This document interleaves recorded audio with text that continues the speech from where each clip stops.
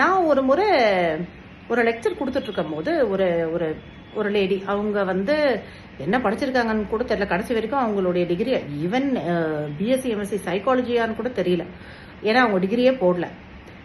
எனக்கு ஒரு கேள்வி வந்தது. அது டெலியூஷன்ஸை பத்தியானது. டெலியூஷன்ஸ் அப்படின்றது ஒரு மனநோயின் அறிகுறி. அதுக்கு மருந்துகள் தான் கொடுக்க முடியும். அதற்கான கரெக்டான எக்ஸ்பீரியன்ஸும் சரி, ட்ரைனிங்கும் சரி மனநல மருத்துவர்களுக்கு தான் இருக்கும். என்ன கேட்டப்பட்ட கேள்விக்கு நான் ஆன்சர் சொல்றேன்.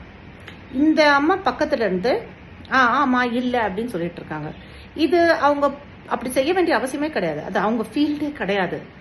உண்மையை சொல்லணும்னா அவங்களுடைய லிமிட்டேஷன்ஸே அவங்களுக்கு தெரிய மாட்டேங்குது. அவங்க அதாவது என்ன நினைக்கிறாங்கன்னா, யார் வேணாலும் கவுன்சிலிங் கொடுக்கலாம், யார் வேணாலும் கருத்து சொல்லலாம். It is an absolutely dangerous, very very dangerous direction you are going in. இப்போ உங்களுக்கு ஒரு மனநல மருத்துவர்கிட்ட இருந்து கருத்து வேணும் அப்படின்னா, நம்மளுடைய அரசு மருத்துவமனைகள்ல அவ்வளோ அருமையான மருத்துவர்கள் இருக்காங்க. சென்னையிலேயே இருக்காங்க, கோயம்புத்தூர், திருப்பூர்லயும் இருக்காங்க. அந்த மாதிரியான ஒரு நல்ல ஒரு சீனியர் மனநல மருத்துவர்கிட்ட கொஸ்டின் கேளுங்க.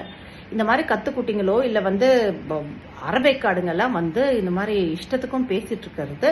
அதுவும் பல நேரத்துல என்னன்னா சைக்காலஜிஸ்ட் அப்படி சைக்காட்ரிஸ்ட்னு போட்டுப்பாங்க.